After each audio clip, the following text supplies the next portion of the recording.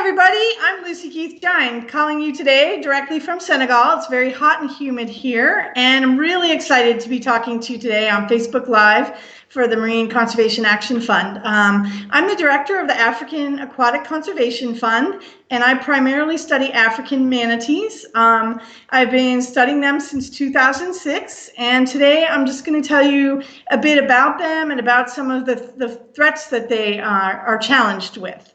So I'm going to go to our presentation now.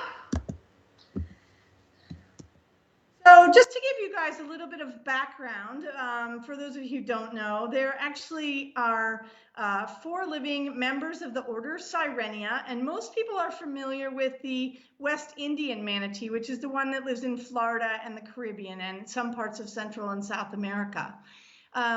But we also have the Amazonian manatee, which is the smallest. It's black in color, and they have these really cool, unique white patches on their belly. And then, of course, the African manatee, which I'll tell you more about in a minute.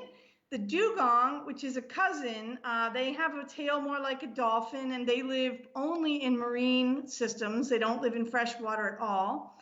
And then in recent history, the Steller sea cow, this big giant guy on the bottom, did exist until the 1700s, but unfortunately was hunted to extinction by humans within 27 years of its discovery. So we don't have those guys anymore, but we do have their bones.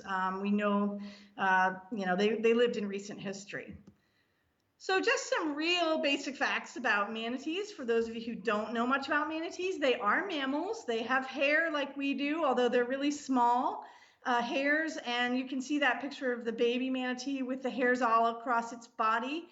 And as they get bigger and become adults, those hairs spread out and they're much less visible.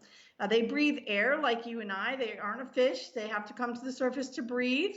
And that can be anywhere from every 3 to 15 minutes, depending on whether they're active or they're sleeping. A baby manatee is called a calf, and Florida manatees have one baby every 2 years approximately. We don't know how often African manatees have babies, but since the Florida manatee is their closest cousin, we assume that it's something similar. And mother manatees nurse their calves with milk, just like humans. And the baby manatee stays with its mom for approximately 2 years, during which time the mom teaches her calf all the important things it needs to know, like where to go to find food, where to go to find fresh water if they live in salt water, and in Florida, how to stay warm in the cold seasons because it does get cold there. In Africa, manatees don't have that problem. They're never cold. It's never cold here. Manatees are related to elephants.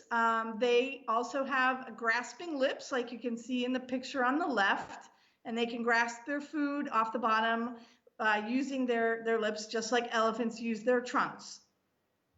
And some of the other interesting relatives of manatees are really bizarre, not what you would think of at all. They include golden moles, rock hyraxes, and aardvarks. And all of them descended from a common ancestor that was in Africa many millions of years ago. And they came from an order called Penungulata, which you don't need to know, but it's just kind of a cool fun fact that manatees are really related to other herbivorous animals that all came from Africa. Manatees in general are very social. They like to spend time in groups. Their eyesight isn't very good, and so they rely on touch a lot to keep in contact with each other.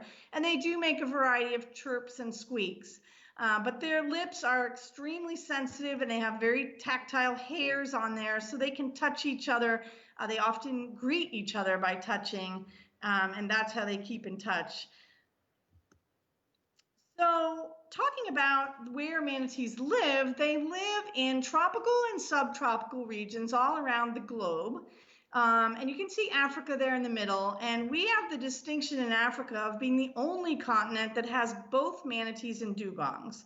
So the African manatee, which you see in the yellow outline in the map, lives in freshwater and marine environments on the western side of Africa, and the dugongs live on the eastern side of Africa. So they never meet each other, unfortunately, but they both live here in Africa.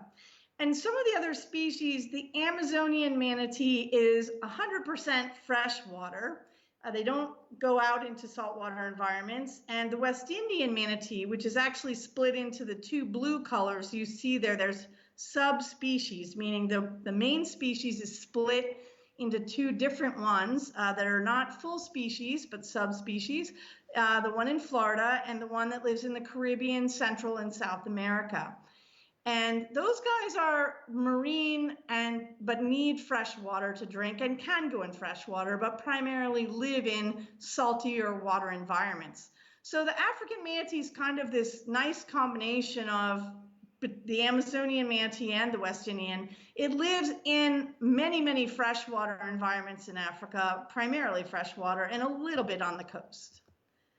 So when we look at their range in Africa, they live in 21 different countries. It's huge, and this map is showing you just the main rivers, but they actually are thousands of other rivers, literally thousands of other rivers and lagoons and estuaries that they live in this enormous range across these different countries. And you can see they go way up into Mali. They live over 3,000 kilometers from the ocean in Mali. And way, way up some of the rivers. And within those river systems, particularly the main rivers these days, we have a lot of large dams, hydroelectric dams primarily, that unfortunately are blocking manatees between smaller and smaller habitat areas. And we have more dams, particularly in the Niger River, under construction that are really chopping manatee populations into small segments. So they can't move between those dams to breed, find mates, or food. And it also makes them more likely to be hunted, unfortunately, because when they're confined in those areas, it's easier for hunters to find them. And I love to show this map during presentations because a lot of people don't realize how big Africa actually is. And this is a map that was published a few years ago in The Economist showing the true size of Africa. And you can see that the United States basically fits in the upper left-hand corner. And this is the range of the African manatee. So it's actually bigger than the continental United States. And in fact, when you have, with Florida manatees, you have over 1,000 people working with the Florida manatee, but with the African manatee, we have about 35 people working in that gigantic range that you see in red. So we have a lot of work for ourselves in a pretty challenging environment here. And just some general facts about African manatees. They were documented for science for the first time by a French naturalist named Michel Addison in 1752. And he found the first specimen for science near the mouth of the Senegal River up in northern Senegal. And that is why the species name is Trichechus senegalensis. It's not that it only occurs in Senegal, it's that it was first discovered for science here. Now, obviously, African people knew that they were here forever. They've been used as food for thousands of years, but we don't know how many there are in all the different countries, and they are considered threatened because of intense hunting, unfortunately. So other characteristics, they are a bit smaller than Florida manatees. Their average length is about 250 centimeters, and their estimated weight is between 200 to 400 kilograms or 440 to 880 pounds. And they do resemble Florida manatees, but their eyes protrude a bit more. They're described as bug-eyed, and they do have some skull differences that make them clearly a different species, as well as, of course, their genetic differences. We know now that their lifespan is at least 39 years, and that's through a study I'm leading where we can age manatees by their ear bones. The ear bones have rings inside, just like the rings of a tree, and we can age manatees that way. Unfortunately, they have to be dead, but when they are, we are able to age them through their ear bones. But we suspect that they can live longer than 39 years. We just haven't found an older manatee yet. Florida manatees can live up to 70 years. And so we think these guys probably have a similar lifespan. But African manatees are the least studied of all of the Sirenian species. And we still have a lot that we don't know about them. We don't know their age of maturity, for example. We don't know how long a mom goes between having her calves. We don't know how how the calf, when the calf reaches maturity. We also don't know population numbers. We've made a pretty decent guess, but it really is a guess that there's 10,000 manatees across the species range. But some of the work that we're doing now with genetics, we're hoping to be able to get more accurate numbers, which is important for conservation. So that's part of the work that I'm going to tell you about in a minute. So the other thing that I find really cool about African manatees is all the different habitats they live in across their enormous range. So up in the northern part in Senegal, we're right at the edge of the Sahara Desert, and the picture in the upper left is the Senegal River during the dry season when it's very shallow, very muddy. And that picture is looking across from Senegal to Mauritania, and there are manatees in there who really hunker down during the dry season and try to make it until the next rainy season when that river floods to about 35 kilometers wide, and they can swim out onto a giant floodplain and eat grass, and literally can swim up to trees that are flooded and feed off those, and they have a lot of food to eat then. And then you contrast that with Central African rainforests, which you can see in the picture in the upper right, where there's always tons of plants, many different species, and lots of food to eat. And then the mangroves, they live in mangrove channels and coastal ecosystems. And also they feed on seagrasses out in the ocean, which is the picture in the bottom right, is seagrass beds off Gabon and a small island in a shallow bay. So I think it's pretty fascinating that manatees swim into these flood zones, both in the grassy parts of Senegal, but also into the flooded forests. And now we're going to look at a quick video that I shot from a boat, but in a flooded forest in Cameroon, where we can see manatees' perspective of swimming through the flooded forest.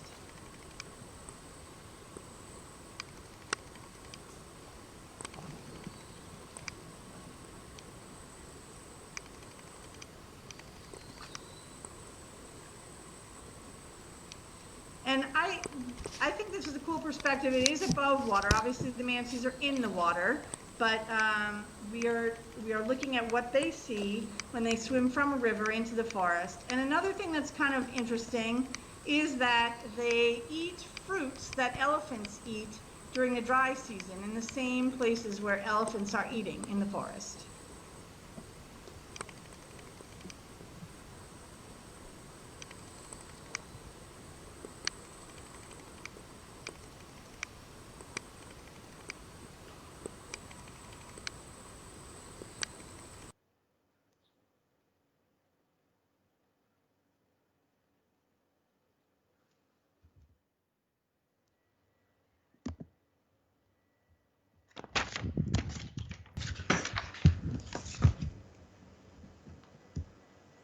You can keep going the video.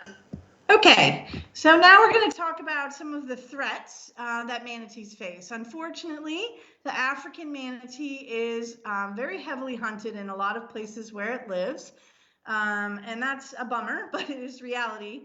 And it's hunted for meat, for traditional medicine. People believe that certain bones, like African manatee ear bones, can cure things like deafness. And also for traditional meals. A lot of people who've moved to African cities still want to eat the kind of bush meat that their ancestors eat, and so they will purchase things like manatee meat from the black market. Additionally, manatees are often caught in fishing nets, and many times they are not released. In fact, most times they are not released from those nets. The fishermen will then kill the manatee and eat it. Fortunately, in the picture that you see here in the upper right, that manatee calf was caught by some very nice fishermen who released it from the net and let it go.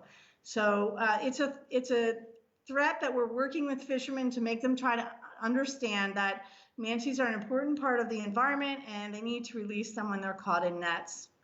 As I mentioned earlier, dams are also a threat to manatees. So that can include being trapped behind dams, but also being crushed in the dam doors or grates themselves. So you can see the dam in the bottom left. There's some big openings where up in near the top of the dam where the manatees literally swim in there during the high water. But as the water falls during the dry season, the doors are shut and they can't get out, so they become trapped. And this is a dam where we actually had a large number of manatees trapped. So we worked with the authorities who manage that dam to remove grills inside the doors so that when they open the doors, the manatees can swim out. And another thing that impacts manatees is habitat destruction. The picture in the bottom right is a mangrove forest that's been purposely killed so that they can harvest the wood for the charcoal industry. And this is damaging mangrove habitat throughout Africa, unfortunately. So how do we study African manatees? Well, when I started out in Gabon in 2006, I spent a lot of time sitting in a boat trying to find them, and it turns out they're really difficult to find. The water here is mostly not clear. It's very muddy, or else it's brown and tannic. And so what I would mostly see are things like the tail swirl that you see on the bottom left picture, or a bubble trail that can be left by manatees when they're in a flooded area. So the picture on the bottom right is a flooded forest area, an opening in a flooded forest that was pretty shallow, and the manatee is literally swimming away through the weeds. So I found it very difficult to study them, but I was able to get some sightings and learn where they were, and opportunistically collect as many samples as I could when we did come across manatees. So when we had rescues, I would take a lot of measurements, take genetic samples. If they died, we took samples and also, well, samples for things like genetics, but also skulls. We also collected seagrass and other plants that they eat. Another way that we can look for them is through what we call feeding sign. And manatees are messy eaters. They are not delicate. So when they go through an area of flooded grass, they literally look like a bulldozer came through. And these are some examples where manatees came through and uprooted the plants to eat them. So we can see that later and know that manatees were there. Another thing I discovered early on in my work here is I kept getting reports from people, and particularly in this area of Angola that you see in the pictures, that was the first place I heard that manatees were eating clams. And it was really hard to believe, but in this area, as you can see in the pictures, entire villages are built on the shells of these clams. And there are millions and millions of them. And there are these guys in boats who free dive every day to collect clams, which they then smoke and sell. But they claimed that the manatees were in there diving alongside them and eating the clams. And in fact, the picture in the lower left is the back of a manatee as it's diving in that area. And so I was able to document that manatees were feeding on clams from seeing it, but I also did a study in order to show scientifically that clams were part of their diet. So I also started to hear that manatees eat fish. So fish and clams are really unusual. We think of manatees as herbivores, but in many of the places where I worked, people started telling me that manatees were taking fish from their nets or eating clams. And the picture in the upper left, you can see some men holding the heads of catfish, which were all that were left in the net after the manatees sucked the body off the catfish and left the head in the net. And in that place, which is in eastern Senegal in the Senegal River, where they're working during the dry season, there literally was no other animal that could do that. There's no turtles, there's no crocodiles, there's nothing else that's in the water there that would be doing that. And so I became pretty convinced that they were in fact taking the fish from the nets. So I started asking people to bring me samples of the fish and the clams that manatees eat. And this is both in freshwater and marine systems. So I'm going to get back to that in a second, but we were able to prove that they eat both fish and clams as part of their diet. And here in Senegal, 50% of a manatee's diet, either in the Senegal River or coastally, is fish and clams.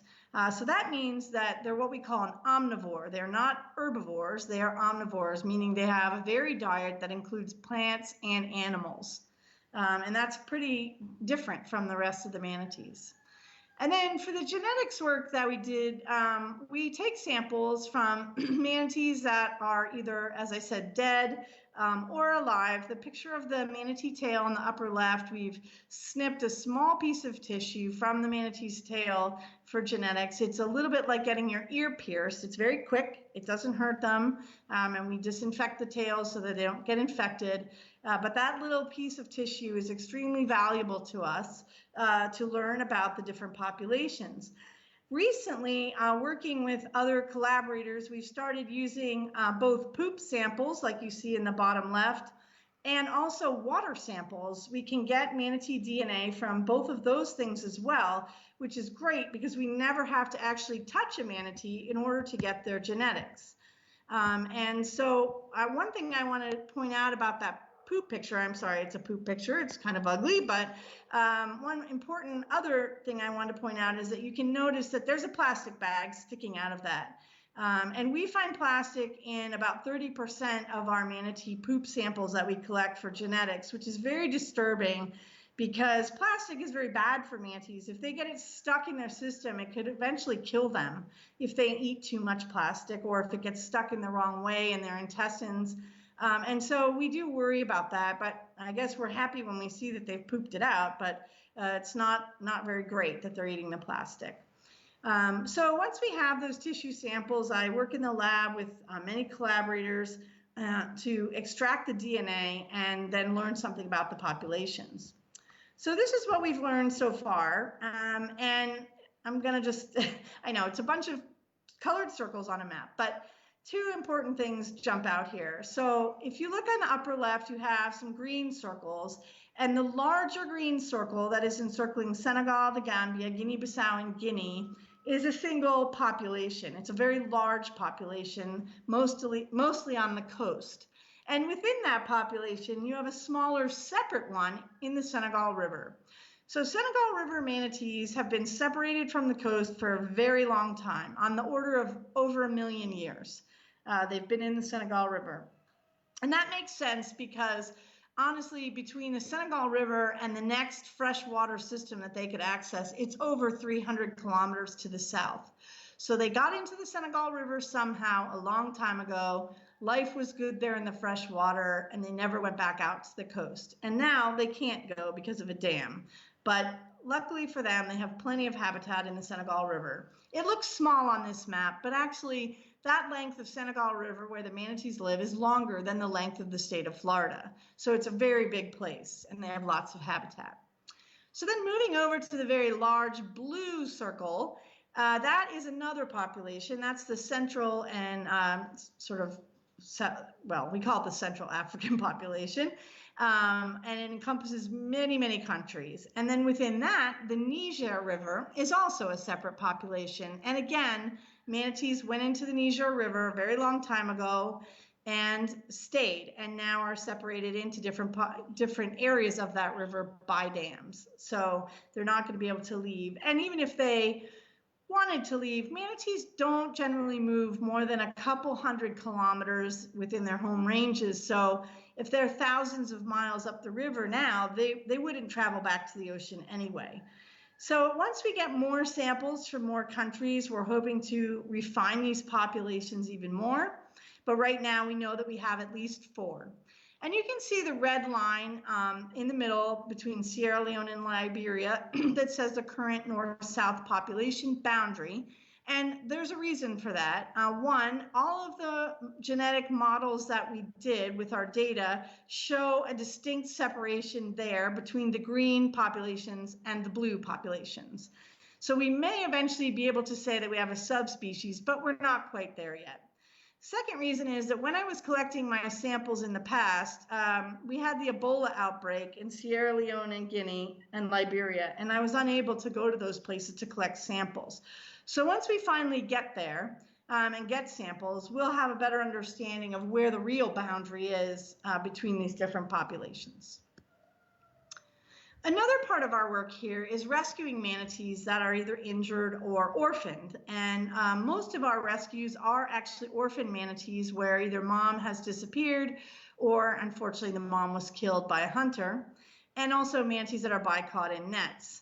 So unfortunately in Africa, we do not have any captive care facilities yet that can take manatees for longer term care. So they pretty much either have to be released on site, which fortunately most of the bycatch ones are not injured too badly or at all, and we can just let them go right away. Like the manatees you see in the boat in the upper right corner with me, they were caught in a fishing net and they were adults and they were fine, and we were able to take them to a safe place and release them right away. For some of the orphan calves, we have tried to raise them in captivity. And the picture on the upper left and the bottom left is the same manatee. It's a manatee named Victor, who was rescued in Gabon in 2012 and, sorry, 2010. And we raised him for 3 years in Gabon until he was old enough to be released to the wild. And he's our first and only successful release of a calf back to the wild in Africa. The manatee in the middle picture was rescued in Nigeria after its mom was killed by a hunter. And we tried very hard, but unfortunately, it didn't make it. So unfortunately, he died. But we are hoping in the future to be able to have captive care facilities here in Africa where manatees can be cared for when they need longer term care before going back to the wild. The one calf that we did release, Victor, we built a lagoon enclosure for in Gabon, and it was the Herculean effort of many, many people in order to raise that manatee and get food shipped from the US to Gabon for particularly all the formula for the milk.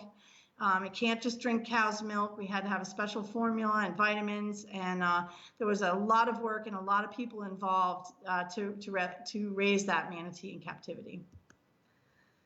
Another thing that we do here in our organization is train people. So we have students who do projects with us, and we do lots of training for African colleagues in different countries who want to work with manatees. And I'm happy to say that after my 13 years in Africa, I've trained over 100 people. And some didn't continue in manatee work, but some did. And we now have a really great network of people working in about 19 countries out of the 21. So that's fantastic. Not everybody is full-time, and we all kind of operate on very shoestring budgets, but we are able to get some work done. Most people are affiliated with a university, a nonprofit, or a government in order to do their work, but they try to do manatee work as much as they can. And we have had some success in creating some protected areas for manatees, like the one you see in the picture in Benin. We have one here in Senegal, and there's some in Mali as well. And we do educational outreach programs for schools that reach about 5,000 children a year. We have programs with art contests. We have done some mural painting in several countries in public spaces. And the mural on the bottom left is a particular favorite of mine that was organized by my former Ph.D. student, Dr. Aristide Kamla in Cameroon. So they had an art contest in the schools, and the winning child was able to incorporate his design, which you see the smaller manatee design on the left, into the bigger mural and work with the artist in a public space in Dzange, Cameroon. So that every day when people walk by this mural, they will see manatees and know that they're meant to be saved. We also have started some alternative livelihood programs in some country. This is an example in Nigeria that I worked with my colleague Dunson Bolaji, who has a fisheries background, and he actually worked with some people in a community to end manatee hunting and build floating fish cages for a native catfish there. And the program was very successful. We were able to convince the hunters to give up 14 manatee traps. The year before this project started, they killed 132 manatees, and the year after they killed 0. Unfortunately, the funding ran out, so we're trying to reinvigorate programs like this because we've had a lot of interest not only in Nigeria, but other countries as well, where we can train hunters a different livelihood so that they don't hunt manatees anymore. And I just want to say that, you know, as the leader of this project, a lot of this is my work, but I never could be doing this all without the amazing help and partnership of so many African colleagues and students. Right now I have 7 students, and I have had a few others that have already graduated, and we're building our program here based on all of the hard work that myself and other people do. So I'm very thankful for their work every day. And if you'd like to know how to help us, we would ask that you tell your friends about us. We have Facebook pages and a Twitter page for the African Aquatic Conservation Fund. And we also have a website at africanaquaticconservation.org. So I think from there, I'm gonna come back and answer some questions.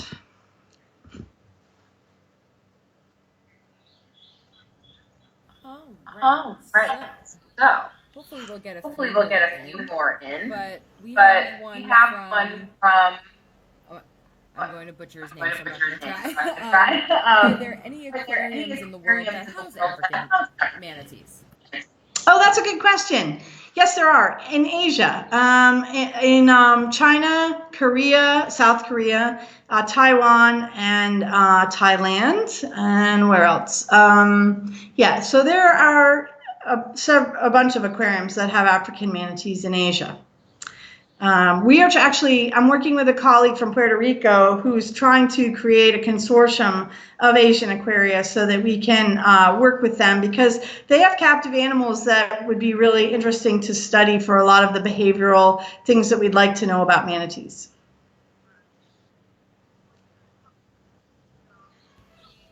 Great. Not seeing any more questions yet, but I have one.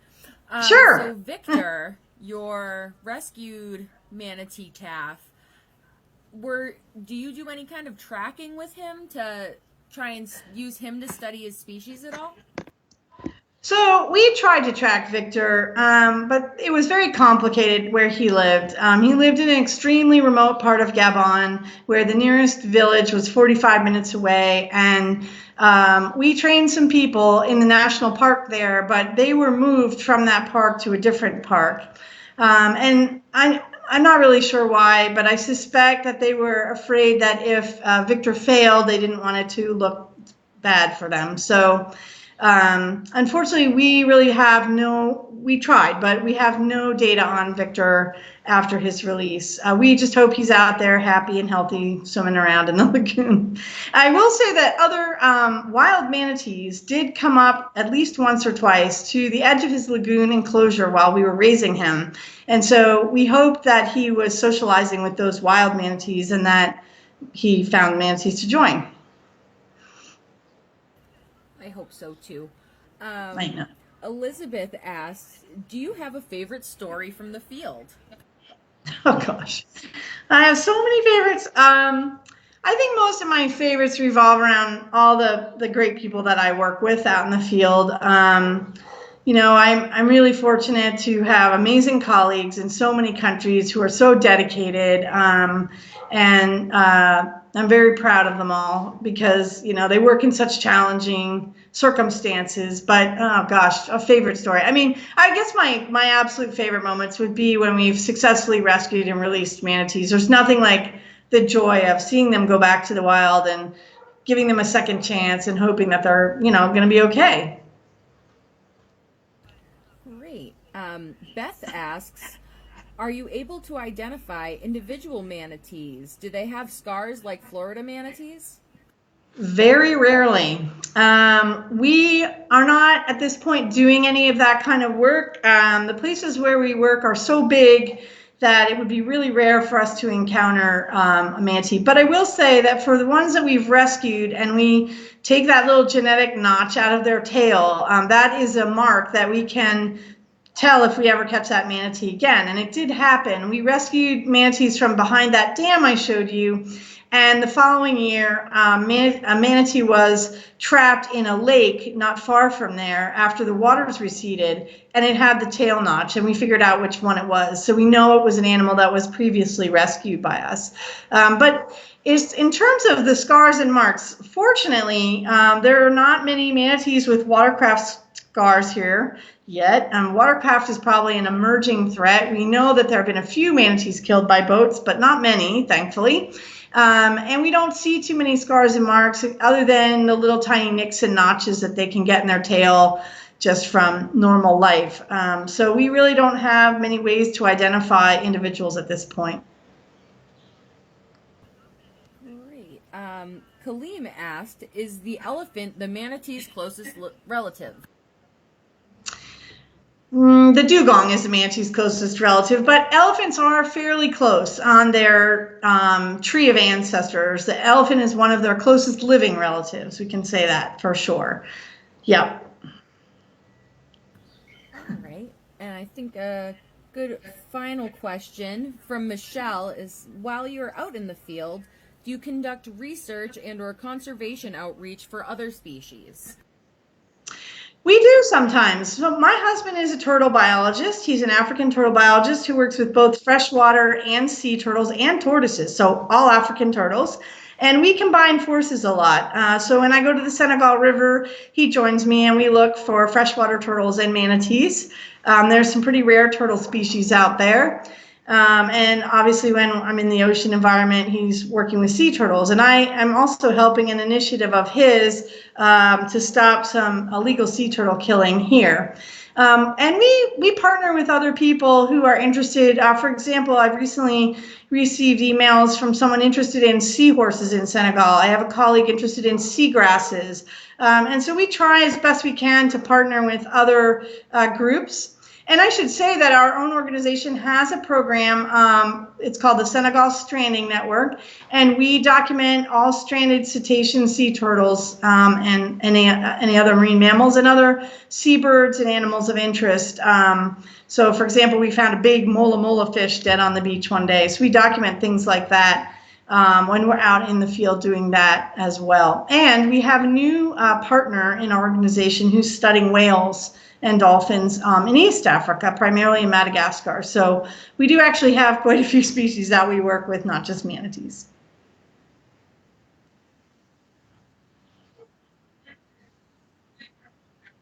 Okay, well, if anyone else has questions, I'm happy to, I'll check the Facebook page and we'll see if anyone else has questions. I'm happy to answer them by typing an answer on Facebook. So thank you guys so much for joining today. I hope it was interesting and educational, and if you're ever in Senegal, look us up. Thanks very much.